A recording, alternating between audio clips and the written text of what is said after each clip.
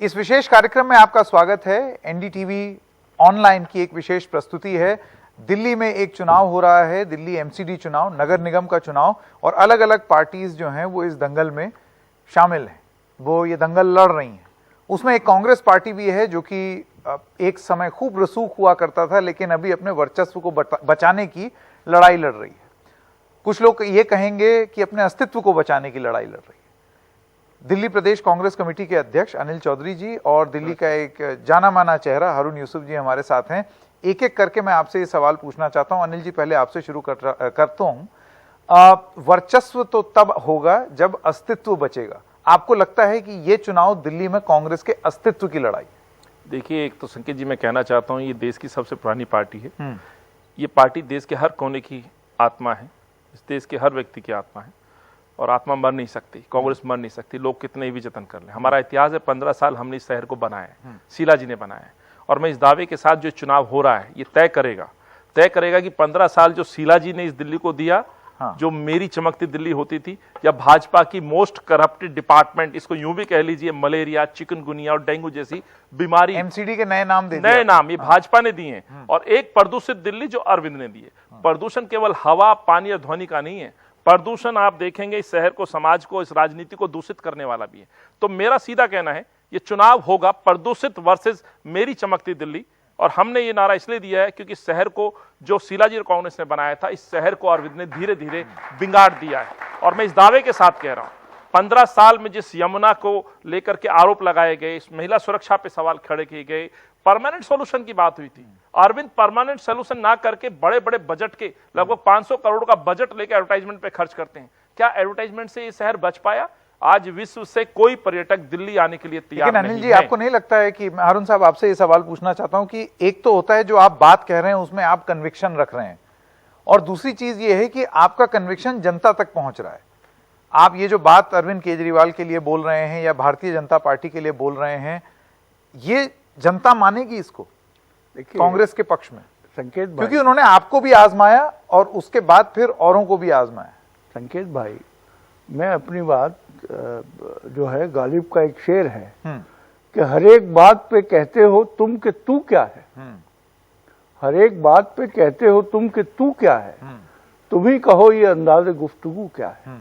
मेरा कहने का मकसद ये है कि जिस तरीके से झूठ की राजनीति, एक आडंबर बनाकर राजनीति करने की, दिल्ली के लोग बहुत समझदार लोग हैं, बाशऊर लोग हैं, और दिल्ली के लोग धीरे धीरे समझते जा रहे हैं, चेहरे से नकाब उतरते जा रहे हैं। दिल्ली जो 15 साल कांग्रेस की सरकार रही, शीला दीक्षित मुख्यमंत्री रही, मैं कैबिनेट में रहा। ट्रांसपोर्ट, मैंने अभी जो जिक्र किया, ट्रांसपोर्ट में ब्लू लाइन हटाना दिल्ली में सबसे बड़ा चैलेंजिंग काम था, वो हमने करके दिखाया। झुग्गियों के अंदर आग लगती थी, केरोसिन इस्तेमाल होता था। जब मैं सिविल सप्लाईज मिनिस्टर था, हम शीला जी और हमने मिलके उस लड़ाई को लड़ा और केरोसिन बंद करा के दिल्ली की जो बीपीएल फैमिलीज थी, बिलो पॉवर्टी लाइन, पहला शहर उन सबको हमने गैस के कनेक्शन दिए। जो आज उज्ज्वला की ढपली चारों तरफ देश में बज रही है, वो काम हमने उस वक्त करके दिखाया था। औरतें जल जाती थी, झुग्गियां जल जाती थी। तो दिल्ली में जो काम हुआ है। हारून साहब, ये जो आप बोल रहे हैं इससे जुड़ा हुआ मेरा एक सवाल है, आपको लगता है कि फिर आप अपने काम का प्रचार करने में चूक गए? क्योंकि आप, मैं देख रहा हूं बार बार आप दोनों ये चीज बोल रहे हैं कि वो ऐड निकाल देते हैं, दरअसल काम तो हमने शुरू किया। तो ऐसा क्यों है कि लोगों को ये याद नहीं है? संकेत जी, आप प्रचार में पीछे रह गए या मार्केटिंग में पीछे रह गए? अब इस चीज को रियलाइज करने लगे। एक छोटा सा अंडरपास खुलता है, उसकी लागत आती है 90 लाख रुपए, उसके एडवर्टाइजमेंट पे खर्च होता है 21 करोड़ रुपए। हम मुकाबला नहीं कर सकते। आज राहुल गांधी पूरे देश के अंदर कोई चुनाव लड़ने के लिए यात्रा कर रहे हैं, इस देश को जागृत करने के लिए कि हिंदुस्तान के अंदर ये सांप्रदायिकता, भाईचारा, देश को जोड़ो, तभी देश मजबूत होगा। और संविधान बचाने की जो लड़ाई लड़ रहे हैं, कांग्रेस इस पे नजर नहीं रखती कि हमें चुनाव जीतता है, तो हर वक्त हमें चुनाव के मूड में रहना है। आज हिमाचल और, पर चुनाव भी तो वास्तविकता है। देखिए, वो वास्तविकता। इसमें देखिए संकेत जी, आपका बार बार प्रश्न आ रहा है। देखिए, 15 साल हम रहे हैं, 10 साल हम यूपीए में भी रहे हैं। उस समय कैंपेन उठाया गया कांग्रेस के खिलाफ, ठीक है, जनता जनार्दन है, मैं शीश झुका के उसको स्वागत करता हूं, वो हो गया। लेकिन अब तो 8 साल का हिसाब मांगा जाएगा ना, अब तो 15 साल का एमसीडी में जो हिसाब मांगा जाएगा, भाजपा के पीएम साहब है, उनसे हिसाब मांगा जाएगा कि मेरा युवा बेरोजगार क्यों है, क्यों महंगाई बढ़ रही है, ऐसा क्या हो गया। 9 साल के अंदर जो दूध 20 रुपए होता था 30 रुपए, आज 60 रुपए 62 रुपए हो गया, कल भी 3 रुपए किलो बढ़ गया है। तो आखिर गरीब कहां जाए। इसीलिए जो जिक्र है राहुल जी, भारत जोड़ो का उद्देश्य भी यही है, बेरोजगारी है, महंगाई है, आपसी सद्भाव, मोहब्बत, भाईचारा भी है। सो दिल्ली में जो आपने कहा है, चुनाव जीतना भी वास्तविकता है। सुनिए, बाई इलेक्शन में हम लोग जीते हैं, भूलिएगा मत।